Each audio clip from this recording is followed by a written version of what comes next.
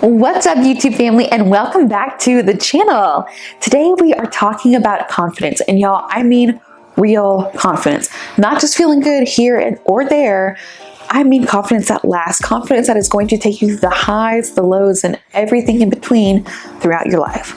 So if this is interesting to you, then keep on watching and make sure you watch to the end, because the tips go to the end, and I have a special gift for you once we reach the end of the video.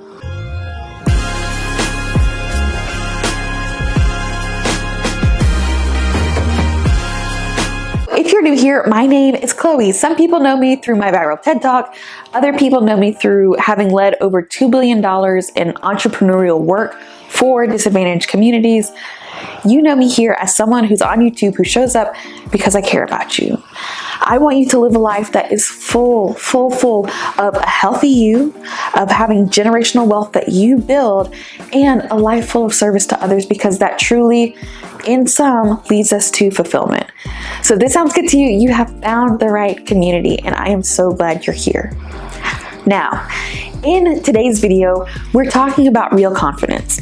And like a lot of my videos, I like to start by making sure we're using the same language. So I really sat down and thought about confidence and broke it down into two key parts, and that is self-esteem and self-efficacy. Now, self-esteem is basically how you regard yourself. It is your very opinion about who you are. Do you like yourself? Do you think you're attractive? Do you think you're capable? Do you think you're worthy, etc.? Self-esteem is also dictated by you. Now, I already know some of y'all are finna hit me with, but what about when this person said XYZ and it affected me in this way? I still think that it's up to you, because the reason somebody's comment affected you is because even if it's subconscious, what they said touched on a story that you believe is true about yourself, or that you don't know without a shadow of a doubt is false. Now, this is something that was really difficult for me to learn, that my self-esteem was totally in my hands, because growing up in a society where the media representation for so long, y'all, didn't look like me.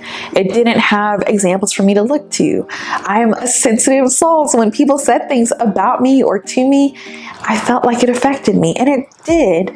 But part of it was because they were also saying things that I was nervous was true.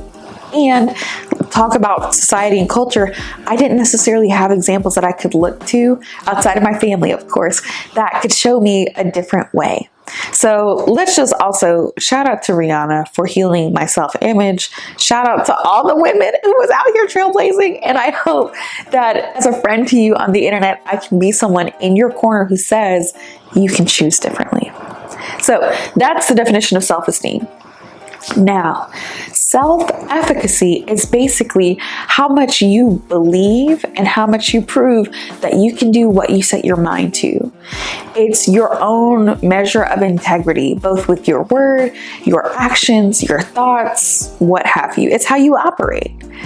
And people with higher self-efficacy not only have largely higher amounts of happiness, which y'all, you can definitely research this, just Google like self-efficacy correlation to happiness, you'll see so much research on it. But not only do people live happier lives, you start to feel like what your real superpowers are. When you are able to make your word mean something, and it doesn't even have to mean something to other people, make it mean something to you by having a strong efficacy. This means that when you set out to do something, you'll be confident you get it done. Confident. This is what I'm talking about. Your self-esteem, high self-regard, basically, and high self-efficacy culminate into a beautiful, lasting confidence. Now, you might be saying, Chloe, girl, this sounds great, but it's just talk. And I would sit there and look at you and say, you're right, it is just talk. So because of that, I wanted to give you some tips on how to be more confident, both in your self-esteem and your self-efficacy, and wanted to make sure that you have actionable things you can take away from this video. So to do that, I have to first address the 3 reasons why you might not be feeling confident, or what might be holding you back from a really strong self-efficacy. Those 3 things, first, are you do not have the key belief that you are worthy installed and set in. Now, the belief that you are worthy is basically, and I had to really think about this, when people talk about worthiness, I wanted to dig deeper and say, like, what can I get the definition to be clear enough to where we can make it actionable? And when people talk about they don't feel worthy, what they're really saying is they don't feel like they deserve to either be alive or to receive the goodness in life. Now, and there might be other things, y'all, this is just what I've come up with, but of those two things, I need you to understand that the fact that you exist makes you worthy. That is the baseline that we have to live from. You could spend your whole life, and people have done this. Civilizations, y'all, have done this, searching to prove that they're worthy. When in fact, your life it begins with your understanding that you're worthy because you exist, period. You don't have to earn it. You don't have to move the mountains. You don't have to serve all the people. You don't have to, be the perfect son, daughter, whoever. You just have to exist. And that alone makes you worthy of life and worthy of the goodness in life. Now, if you don't believe this, there's an exercise that helped me get through my blocks around this, because y'all, I didn't believe it for a long time. But I did know I loved other people, and I felt like other people were worthy of life and of the good things in it. And when I really sat back and I thought to myself, okay, if I really believe that we're all equal, then how could I also tell myself that I'm not equal to that person who's worthy of living and of good things in life, right? And for someone who hasn't gone as far as I have, who hasn't achieved as much as I have, I would never look at them and say, you're not worthy of life or the good things in it. So if the person ahead of me is no better than me, and the person behind me is no less than me, then it has to stand to reason that we really are equal, and I'm deserving, I'm worthy. That's one way to look at it. Another way to look at it is that there's no one who can determine your worthiness or not, because no life is more valuable than yours or less valuable than yours. So if there is no life that's more or less valuable than your own, nobody can determine the worthiness of your life. We don't have that power. It is not something we have the authority to do. So to even assume that you're not worthy is trying to assume a power that you do not have. I laugh at this because, y'all, for so long I spiraled in feeling unworthy.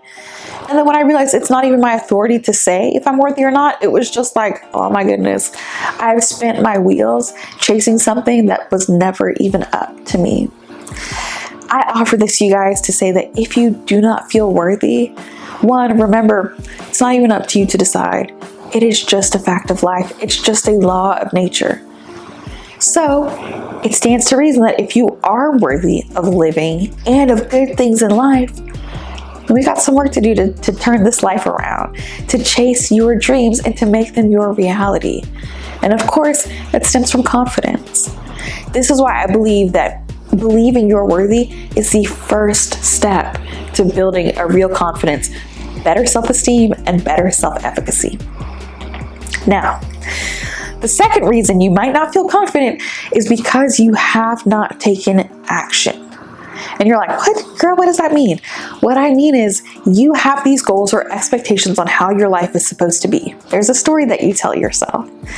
And the longer you delay taking action or making steps towards that story, your real story, the story that is dreamed of by you, not by your parents, not by society, not by your friends' expectations on how your life should look, the story that's actually yours, the longer you delay taking steps towards it, it diminishes, even if subconsciously, it diminishes both your self-esteem, your vision of yourself, and your self-efficacy, or how you assume your integrity as a person is measured. And so the more you delay taking action on the things you want in life, on the healing that you deserve in this life, it's gonna hurt your confidence. On the flip side, the quicker you step into action, the quicker you say, okay, I'm going to try this thing, and even if I fail, the fact that I got up to try, the exposure of trying is a win. You're going to start seeing your confidence go up and up and up, because also it's going to help you tackle fear. And that's the third piece. Truly, you might not feel confident because you're scared. You're scared of failure. You also might be scared of success because, harkening back to item number 1, you might fear getting to the point where you really wanted something and feeling like you don't deserve it, right? So the fear, and y'all, fear I know it can be so disabling. Fear can have you stagnant for years, for decades. But I promise you, I get it. And fear is also just a safety or like a coping mechanism to your body wanting to keep you small. Now, fear is not necessarily a bad thing, okay? And I love talking about fear, y'all. I have spent so much time working to make fear one of my best friends. So I love talking about this. But fear is not necessarily a bad thing. I don't even want people, if you feel scared, please don't shame yourself. It's okay. Fear helps you not walk through an intersection and get run over by a car. You know what I'm saying? Like, having that kind of reaction is actually helpful to your survival. The problem is when your fear instincts don't know the difference between an opportunity that scares you because it's awesome and you're scared of not actually getting it or keeping it, or you're scared of the potential disappointment, versus the fear of a real physical threat to your life. Evolutionarily, we've not caught up. So, in terms of our instincts, so we have to let our minds kind of take over, right? And help us say, okay, the fear, you are so helpful in some areas of my life, but in the area or lane of my dreams, you can be on the road trip, you just can't be in the driver's seat, and you definitely can't be in the passenger seat. You got to sit in the back, right? And so I think that fear and your intuition can help you say, like, okay, is there a threat? Not there's a threat, there's a threat, there's a threat, right? And the quicker you heal your relationship to fear, the quicker you're going to be able to act. The quicker you're going to feel like you're worthy. The quicker you're going to be able to improve your confidence. And now this is kind of a fourth tip, a little bonus tip, if you will, but it really does stem on all 3 issues of why you might not be feeling confident. If you need help being confident, I am never going to tell you to fake it till you make it, okay?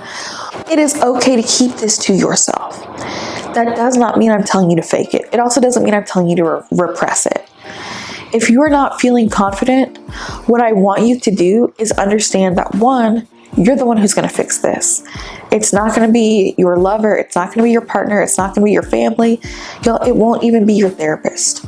These people may have tools to help you. They may have encouragement for you and a shoulder to lean on.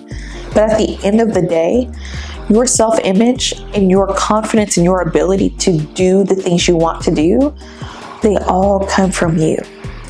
They come from your action, and they come from your tenacity, meaning small, consistent action to where you're proving to yourself that you can do it. Small, consistent action in which you are tending to the garden of your mind to be nourishing and not full of weeds. Small, consistent action to help your nervous system settle. Small, consistent action to change what your representation is so you know you're beautiful. It's the small, consistent action in your lifestyle that's going to help you feel in alignment with your values, beautiful as a person inside and out, chasing your dreams because you know you're taking real steps and you have the proof, and capable of handling setbacks. Real confidence, again, takes you through the highs, the lows, and everything in between because you know that you've got you. Real confidence is being alive, you guys. It's appreciating the gift of being who you are. And I get that it takes work to cultivate. We've talked a little bit in this video already about some of the reasons it's difficult from culture, society, the expectations or projections other people have of what your life is supposed to look like. And what I'm here to tell you is that it's okay that people have wanted what they think is the best for you, but real confidence comes from alignment with being who you are and who you hope to be. It comes from the alignment of saying, I have big dreams. I am worthy of goodness in life.